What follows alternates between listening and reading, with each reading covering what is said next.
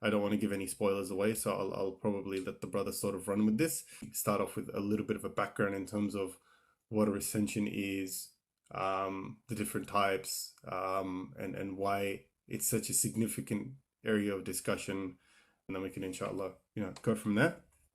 Please do take notes along the way, and if you have questions along the way, ask them in the comments. There are some mods on here as well, so inshallah, please, I'd request you to just manage the comments so there's nothing crazy happening.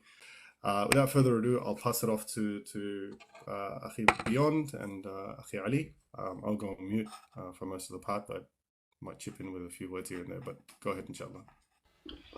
All right. Bismillah, wa salatu wa salam ala rasulillah. Thank you all for attending and for potentially, inshallah ta'ala, incorporating towards the end. Okay. So let me begin by saying that this is not controversial for any Christians or Jews who are listening to this. This wouldn't be something that is completely unheard of. A new recension or a new piece of insight being, or a new light being shed on the history of a text that gives it kind of a radical, different look. This happens in the New Testament all the time. We know this from patristic literature, and we know this from manuscript studies.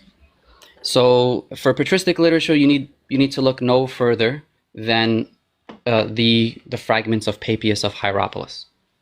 Many Christians often bring this fragment as support for the antiquity or for the originality of the Gospels, but in reality, anyone who looks into this fragment will see it's completely the opposite. What we know from that particular fragment that's provided by Eusebius, it passes pretty much all the historical criteria of it being a real fragment from the Kyrkon Logion that Eusebius most likely had access to. But what we know is that Mark was a lot different before our canonical Mark. Matthew was a lot different from canonical Matthew. Luke was a lot different than canonical Luke, not from that fragment, but from what we know about Marcionite studies. And John, there are many fragments and traditions, both in the manuscripts and in the scholarly literature, as well as in patristic citations, about how John might have looked in the beginning centuries. So Mark initially was some sort of historical document in which the narratives were not placed in chronological order. And the objective of this original piece of composition was to not omit anything. And it was supposedly from the memoirs of Peter. Okay, none of these pieces of identification actually match with our current gospel according to Mark. Mark is the shortest gospel. It has the least amount of details. It has none of the specific, unique Petrine material that are found in Matthew and John. And it is in such good order that it served as a template for the other two synoptics. So what we know from Papias of Hierapolis is that this gospel that we now call according to Mark existed in a different form. And not only that, we have this phenomenon that's called secret Mark.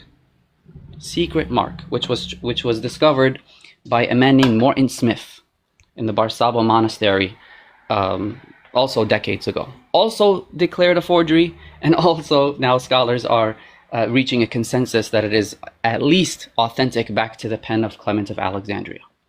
So we have at least two different forms of the Gospel of Mark, contrary to our current canonical Gospel according to Mark. So this should not be strange. If you're familiar with New Testament scholarship, this should not be a boogeyman for you. Okay, the same thing with the Gospel according to Matthew.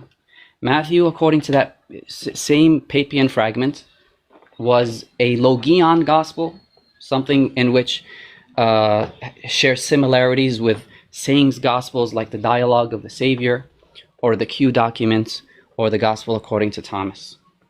Literally says the Apocryphon Logion, the secret sayings, which Jesus, I pain to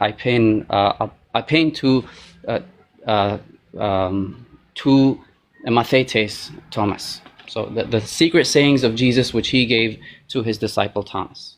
These are sayings. Matthew, as we have it today, is not a sayings gospel. It is in the same format as the gospel according to Mark, following more or less the same sequence. And so that's a different recension of the gospel according to Matthew. We have from the patristic literature, the Ebionites and the Nazarenes and the Jewish communities appealing to a Matthean-like gospel called the gospel according to the Hebrews. That is, maybe it is the same thing that Papias was talking about, or perhaps it is a third recension. This is not, again, not very uncommon. Okay. For the gospel according to John, we have the Manichaean gospel of John, which is basically a red letter gospel according to John. We know this from Augustine's dialogue with Faustus, where Faustus accuses the scribes of incorporating frivolous narratives, and that the Gospel of John originally was only a sayings tradition. And this is what many scholars actually hold, that portions of the Gospel of John resemble Aramaic saying traditions. And so they separate the strata and the development of the Gospel of John from material that's extracted from the synoptics, and material that's extracted from the sayings traditions, and material that is redacted later on, like John chapter 21 and the prologue. So that's for the Gospel according to John. And for Luke, I don't have to go much into anything other than Marcion of Sinope. Marcion of Sinope's version was a completely different version, and I would just point you to the reconstructions that have been posited by people like Matthias Klinghardt, or Jason Bedun, or David Trobisch, or Dieter Roth, or Adolf von Harnack, and others who have composed reconstructions of that text. Marcus Vincent is currently working on one now.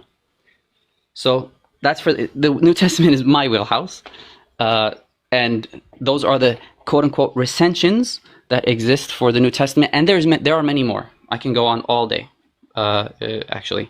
So if I will, if Brother Ali would be courteous enough, may you please tell us about some of the recensions. I know an angel gets his wings every time you hear recension of the Old Testament. La samaht habibi.